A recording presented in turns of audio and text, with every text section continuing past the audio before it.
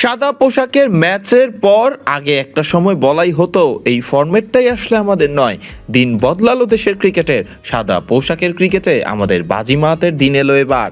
এমনকি ভারতকেও টপকে গেছে টাইগাররা টেস্ট চ্যাম্পিয়নশিপে। শুধু এই নয়, টেস্ট চ্যাম্পিয়নশিপের র্যাঙ্কিংয়ে সেরা 5-এ রয়েছে বাংলাদেশ।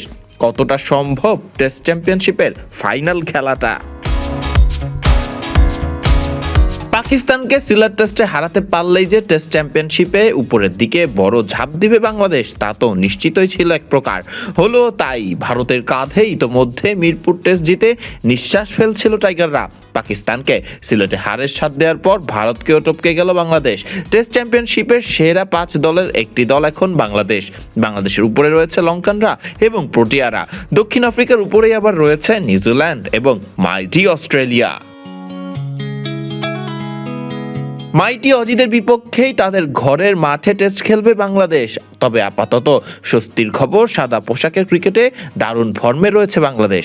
তবে সহজ ছিল না এতটাও এভাবে স্বস্তিতে থাকাটা। পাকিস্তানকে মিরপুর টেস্টে হারের স্বাদ দিয়ে সিলেট টেস্টেও হারানোটাও হয়ে উঠেছিল শেষের দিকে বেশ কঠিন। এক সময় তো মনে হচ্ছিল যেন তীরে এসে তরি ডুববে টাইগারদের। তবে তাইজুল একাই 6 উইকেট নিয়ে এবং শরীফুল ইসলাম রিজওয়ানকে সাজঘরের পথ দেখালে টাইগারদের জয় নিশ্চিত হয় সিলেট টেস্টে। আর ভারতকে টপকে এতেই 6 থেকে 5 নম্বরে চলে আসে টাইগাররা।